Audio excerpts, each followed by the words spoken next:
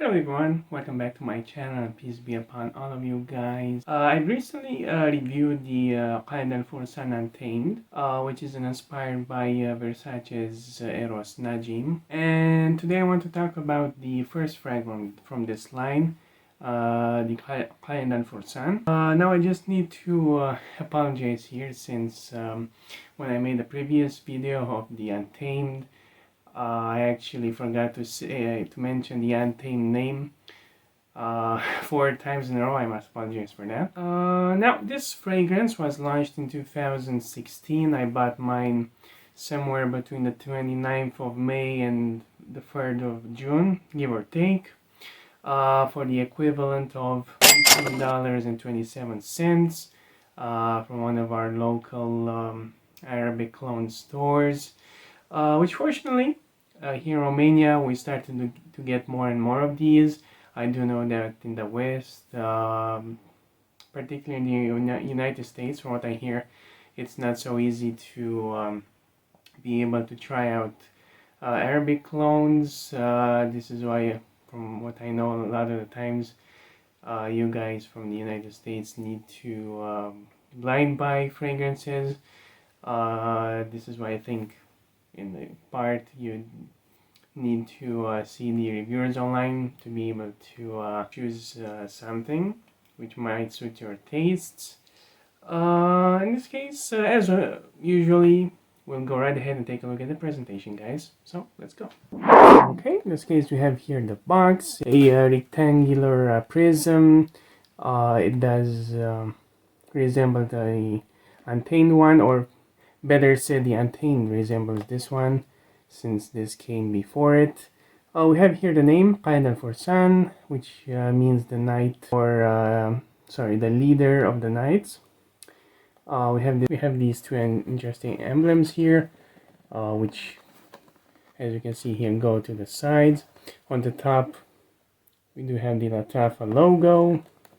On the bottom here, we have the size and concentration. Eau de Parfum 90 milliliters.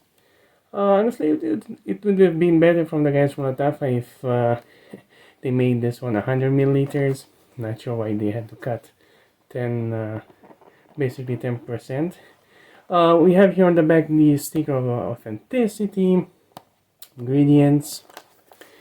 We have here the barcode, and mine was produced in August of 2023, and like I mentioned earlier in the beginning, I did buy mine last year somewhere at the end of May, beginning of June.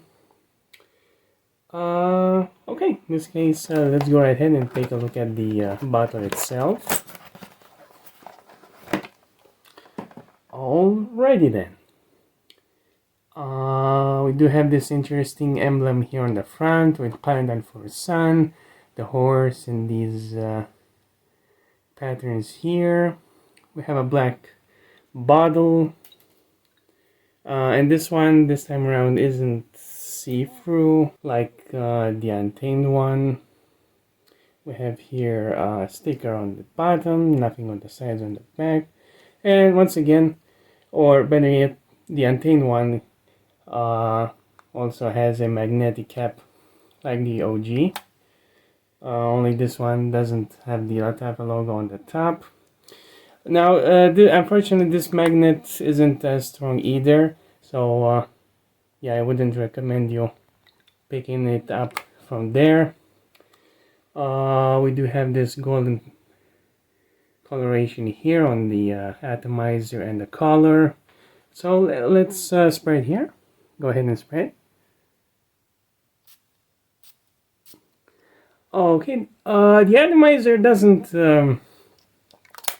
project too much of the juice, so if you decide to get it, you will need to spray more than usual on yourself. Okay, in this case, let's discuss further, guys. Now, the notes as per the Lattafa official website are as follows. You have the top notes of saffron and pineapple. The middle notes we have jasmine and fir balsam, and the base notes we have woodwood, cedarwood, and amber. Now, people in general do compare this one with several fragrances on the market, so you couldn't say that this is a particular clone of a specific fragrance out there. It does resemble Rave Now, which I previously reviewed on the channel. You might want to take a look at that one too. And it also has a resemblance to Baccarat Rouge 540, as many people say it has. And I'll be honest, I never smelled the original, the Baccarat Rouge. However, I did sniff the Armaf Club de Nuit Untold, also the Red Nitro from Dumont, which are said to have an inspiration from Baccarat Rouge. So I do have an idea of how that DNA smells like. So that one has a combo or a blend of notes which are green, woody, most likely coming from the saffron, the fir, and the jasmine. Now, honestly, let's start with the opening, which comes with this photorealistic pineapple, I might say, which is quite prevalent. Creamy, I would actually say. The greenness most likely comes from the jasmine or fir. It's not really clear to me, I have to be honest. And the base seems to be woody, though I'm not really sure if there is any oud there.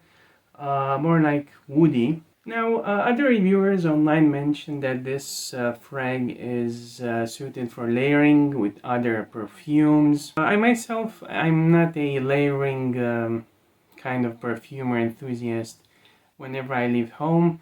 I maybe did that a couple times in the past, and mostly this happens to me whenever I test fragrances in a store, since I do have several oils on me, so I can test their smell, their longevity. However, my intention isn't to mix them up or see how they come across if blended together or anything like that. However, I'm not saying this to come across as someone who's against layering. I'm actually thinking of doing this more often, maybe in the future. Now, the Qaed Al-Fursan has a pleasant kind of pineapple with that Baccarat Rouge influence that comes across somewhat fresh, fruity, sweet, classy, semi-mass appealing.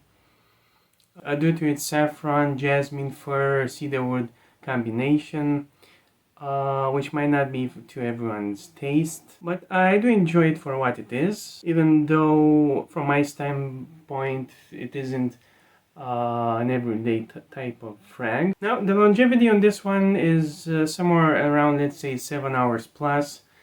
I might have gotten more from it in the past, and as always, fragrances do widely differ depending on the seasons, on the status of your health, and so many other factors. This is why as reviewers, we do need to be careful whenever we talk about longevity, since they're not a standard. The longevity on fragrances cannot be compared, for example, to a phone's battery or anything like that, in which you know exactly how many hours it will last on one charge. So it does differ in so many ways. I'm saying all this in case you do get it and you might be satisfied with it at the beginning. However, next wearing it lasts for a shorter amount of time as to the previous one, so you shouldn't be worried. This is actually, I might say, a pretty complex scientific process.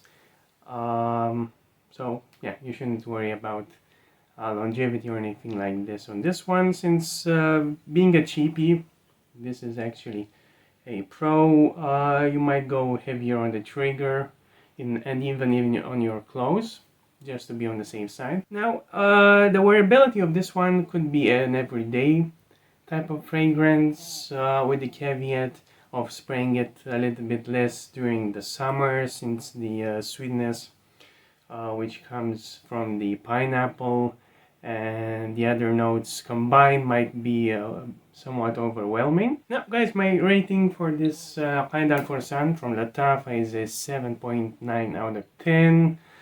A sweet, kind of green woodsy fragrance that actually has pretty decent quality on it. Like I mentioned earlier, that photorealistic pineapple is pretty much its signature note. This is what it actually made it pretty famous in the community. Many people have talked about it ever since it was launched, or at least ever since it got hyped, since like I said, it was launched in 2016. And this was it, guys. If ever you're looking for a fragrance, more than interesting note of pineapple with a Baccarat Rouge type of style combined, this might be a choice for you guys. And this was it for today. I do appreciate you checking in my video here, and I do hope that I'll see you in the next one, and I do wish you a wonderful day, guys. Goodbye.